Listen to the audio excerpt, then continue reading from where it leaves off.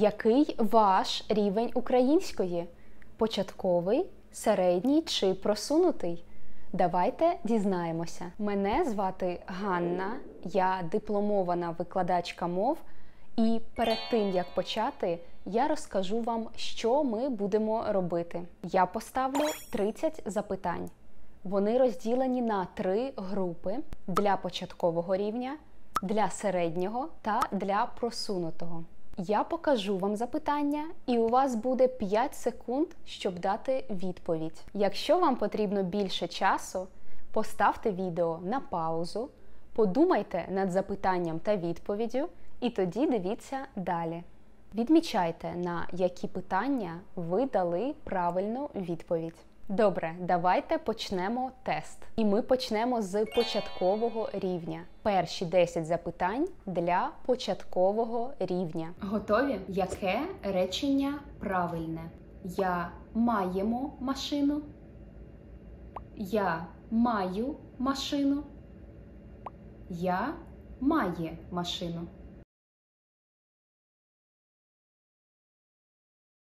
Правильно, я маю машину. В українській мові ми узгоджуємо дієслово з особою, яка робить дію. Для дієслова мати це форма маю для першої особи однини, чим є займенник я. Далі. Яке речення правильне? Марія живе в Києві. Марія живе на Києві. Марія живе з Києва. Правильна відповідь. Марія живе в Києві. В українській мові прийменник в або у означає всередині чогось. Прийменник на означає на чомусь, на горі чогось, а прийменник з може означати рух від чогось. Третє запитання. Я люблю ні сумні книжки. Я ні люблю сумні книжки. Я не люблю сумні книжки. Правильна відповідь.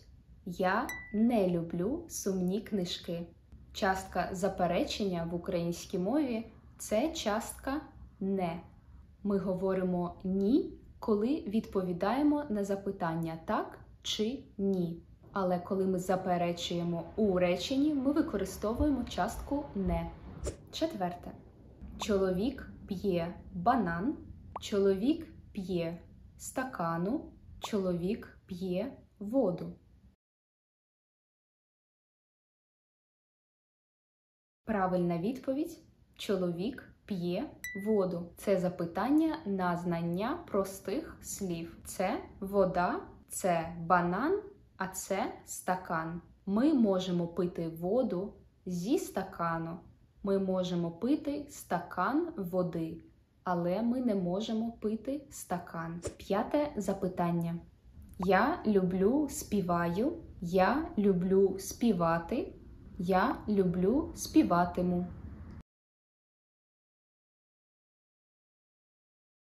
Правильна відповідь – я люблю співати. В українській мові, як і в більшості інших мов, якщо ми маємо у реченні 2 дієслова, друге дієслово ставиться в форму інфінітива. Люблю – це перше дієслово. Співати – це друге дієслово. Тому воно повинно стояти в інфінітивній формі. Наступне запитання. Яка найближча станція метро? Яка ближча станція метро? Яка близька станція метро? Правильна відповідь. Яка найближча станція метро? Близький – це прикметник. І в українській мові прикметник має ступені порівняння. Близький, ближчий, найближчий.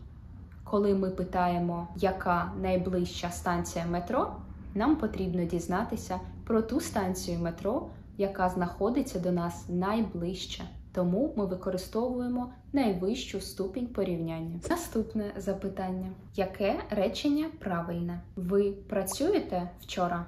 Ви працюватимете вчора? Ви працювали вчора? Правильна відповідь – ви працювали вчора? Слово «вчора» показує нам, що річ про минулий час. Щось вже відбулося.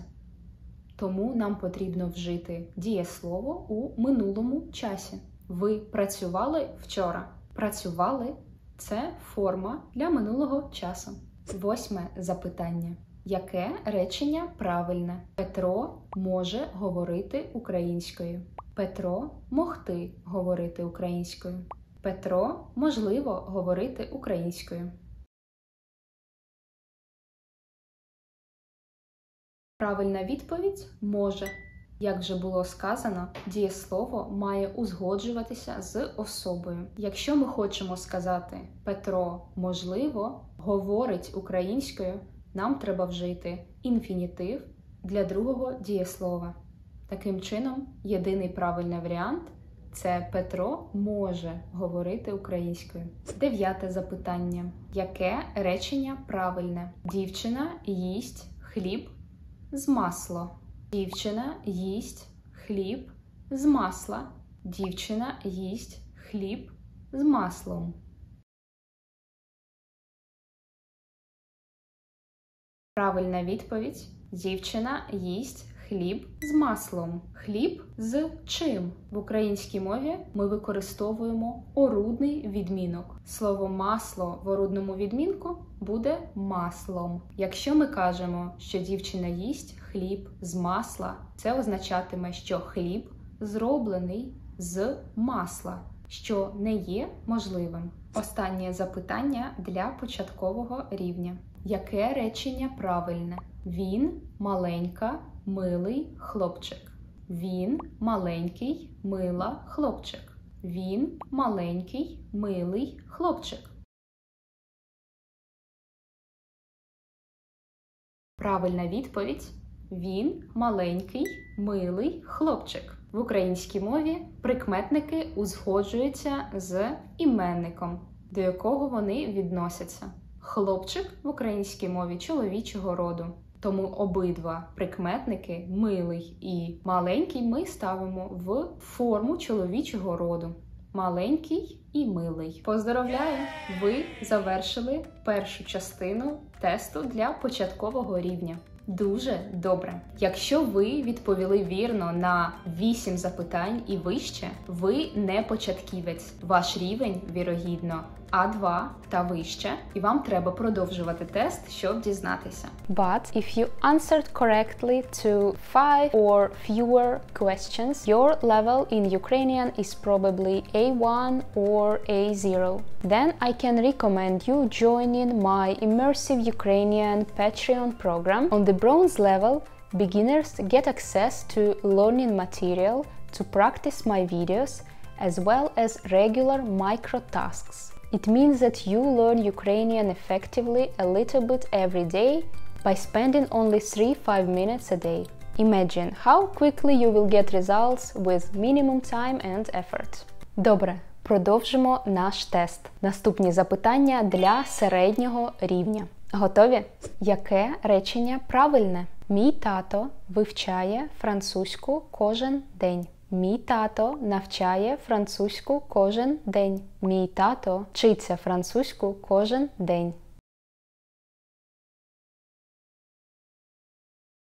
Правильна відповідь – мій тато вивчає французьку кожен день. В українській мові вивчати можна якийсь предмет, наприклад, українську мову, біологію, математику. Вчитися можна чомусь, наприклад, вчитися мистецтву малювання, вчитися ходити, вчитися плавати. Вчитися – це синонім до слова навчатися. Навчатися ходити, навчатися плавати. Але навчати і навчатися – це два різні слова. Навчати когось чомусь.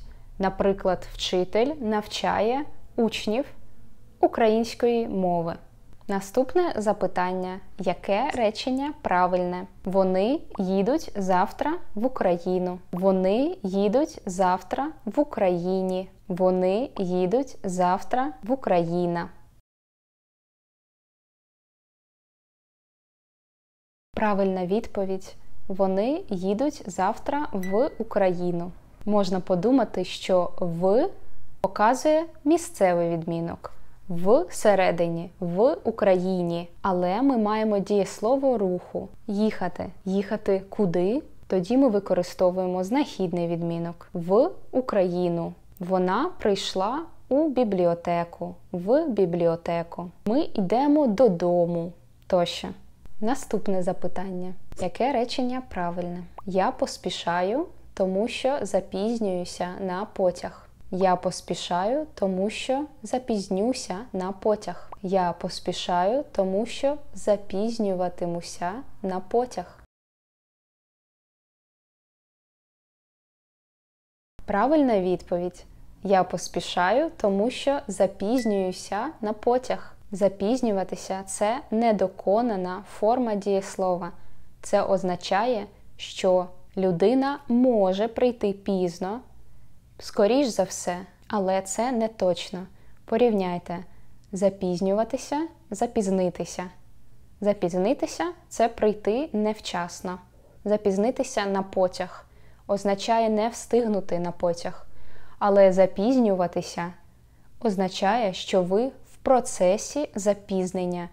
Ви можете прийти невчасно, але, можливо, ви прийдете вчасно. Таким чином, ми використовуємо такий самий час, як і в першій частині речення, в першому, в головному реченні. Я поспішаю зараз, тому що запізнююся зараз на потяг. Якщо людина вже запізнилася на потяг, вона не буде поспішати. Четверте завдання. Яке речення правильне? Ти виконав завдання? Ти довиконав завдання? Ти виконав завдання?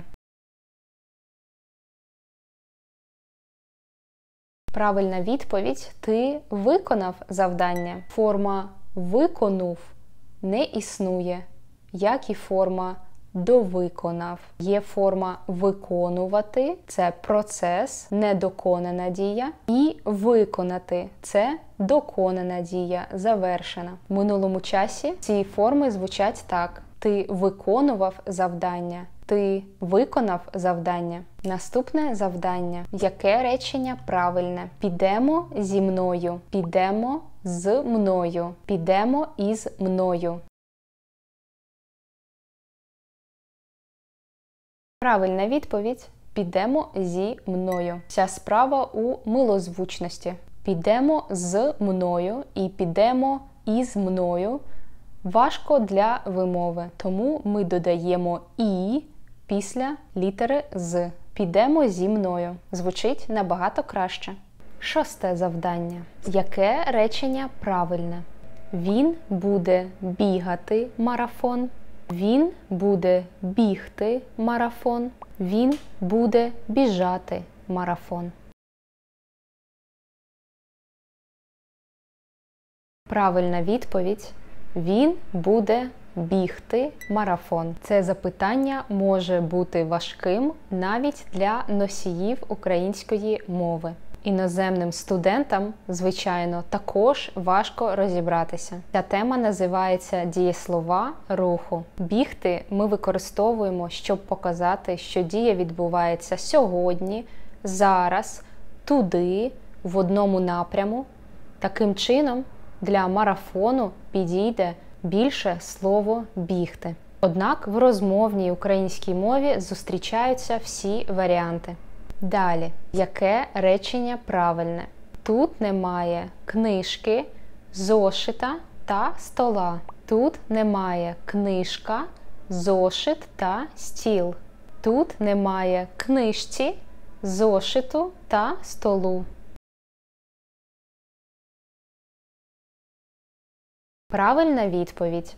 Тут немає книжки, зошита та стола. Я не маю, він не має, тут немає, Далі використовується родовий відмінок в українській мові. Таким чином, книжки, зошита і стола. Наступне. Не підкажете, як дістатися до метро? Не підкажете, як статися до метро? Не підкажете, як стати до метро?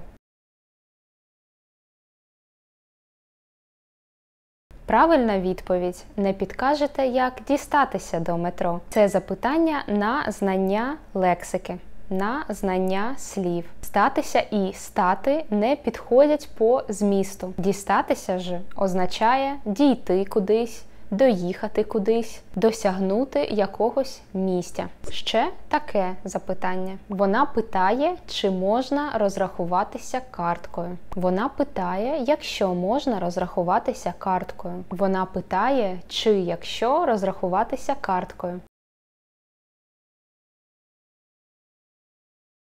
Правильна відповідь. Вона питає, чи можна розрахуватися карткою. В українській мові частка «чи» використовується для утворення запитання. Чи можна розрахуватися карткою? Означає «я можу розрахуватися карткою». В непрямій мові ми залишаємо частку «чи». Вона питає, чи можна розрахуватися карткою. 10 запитання. Марія, ходи-но сюди. Маріє, ходи-но сюди. Марію, ходи-но сюди. Правильна відповідь – Маріє, ходи-но сюди. Ходи-но сюди показує нам, що Марію кличуть. Коли когось кличуть, ми використовуємо в українській мові кличний відмінок. Марія закінчується на «ія», і в кличному відмінку це буде «Маріє». Поздоровляю! Ви закінчили частину тесту на знання середнього рівня української мови. Ви відповіли правильно на 6 та більше запитань?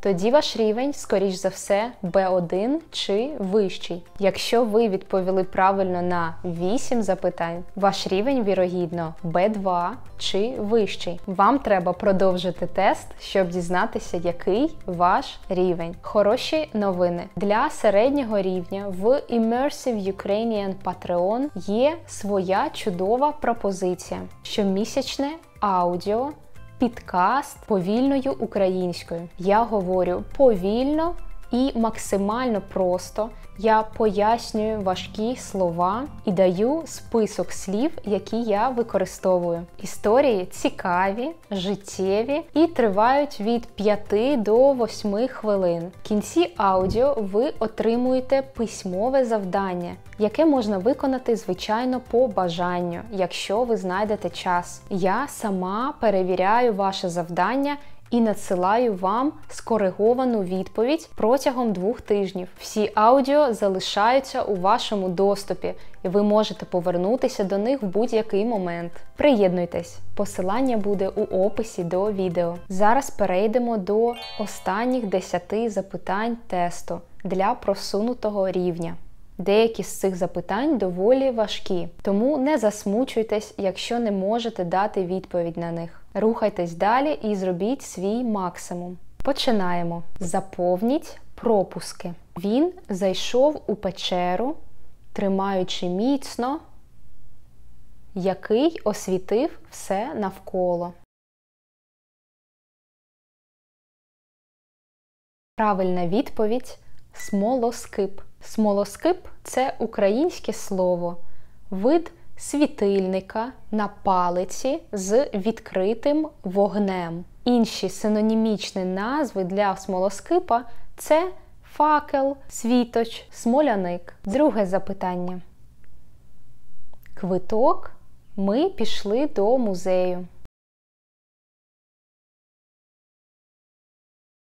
Правильна відповідь – купивши. Купивши квиток. Це дієприслівниковий зворот. Він виділяється комою. Ми купили квиток і пішли до музею.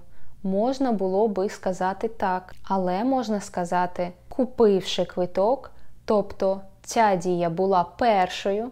Спочатку купили квиток, потім пішли до музею. Купляючи квиток – це також дієприслівниковий зворот. Але це означає процес. Якщо б ми хотіли показати, що дві дії відбувалися одночасно, ми би сказали так: купляючи квиток, процес. Ми йшли до музею. Ішли – це також процес. Але ми маємо форму пішли. Це доконана дія, завершена дія. Тому єдиний правильний варіант буде купивши квиток. Це також завершена дія. А наступна дія була пішли до музею. Вірю в тебе. Ти переможеш. Я.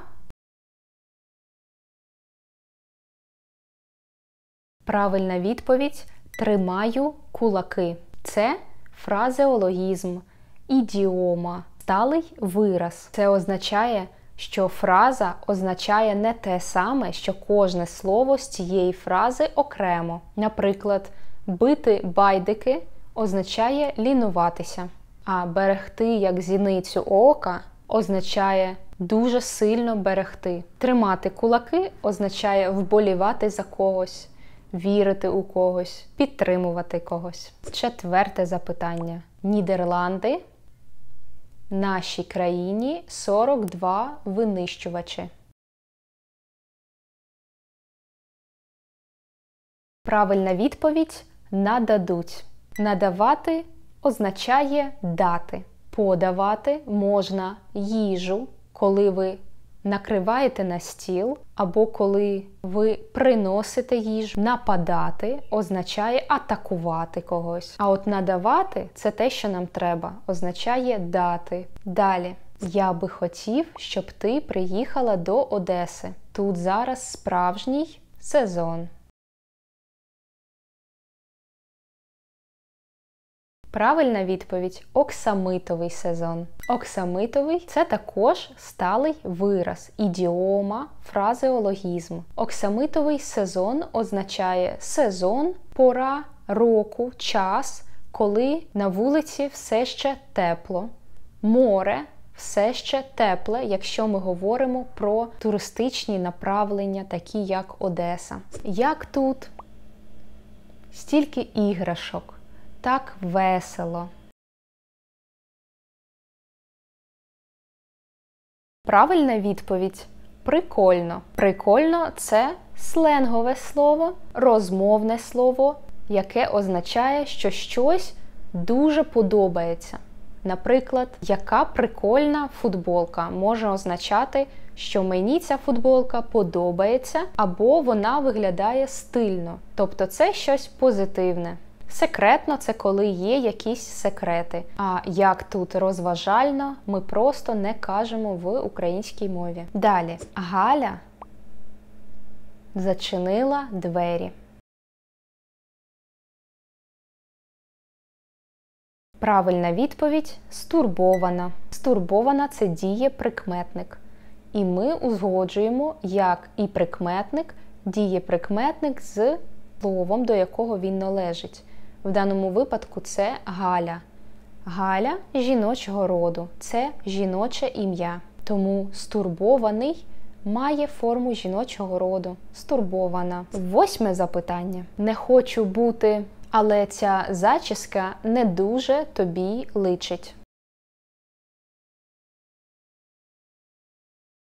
Правильна відповідь – не хочу бути грубою. В якійсь мірі це також сталий вираз, або просто те, як ми говоримо. Бути грубим означає бути невічливим. Казати щось занадто прямо. Не хочу бути грубою пом'якшує те, що буде сказано після цього. 9 речення. Петро зробив справді вчинок, врятувавши маленьке кошеня. Правильна відповідь – людяний вчинок. Всі ці 3 слова дуже схожі. Тому в українській мові такі слова називаються пароніми. Слова, які дуже схожі, але мають різне значення. Людський означає той, який належить до людини. Наприклад, людський мозок. Це мозок, який належить людині. Наприклад, на відміну від мозку тварини. Людний означає місце, де багато людей, наприклад, людне місце. А от людяний – це про людські якості, зазвичай гуманістичні. Якщо людина людяна, значить людина емпатична, добра, робить вчинки, які за загальною нормою сприймаються як вчинки людини. 10-те запитання. Якщо вони раніше, вони встигли б на свій рейс. Правильна відповідь, якби вони пішли раніше, це умовний час. Те, що вже сталося. Тому нам треба вжити доконану форму. Іти в доконаній формі буде піти. Дія вже закінчилася, вони вже не встигли на рейс. Як успіхи? Якщо ви дали відповідь на 5 запитань як мінімум, скоріш за все у вас просунутий рівень B1.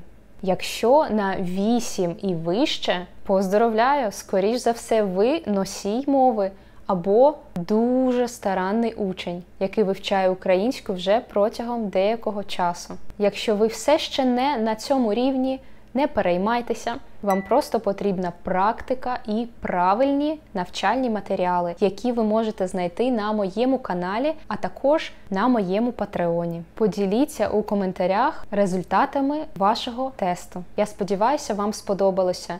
І до зустрічі у наступний раз.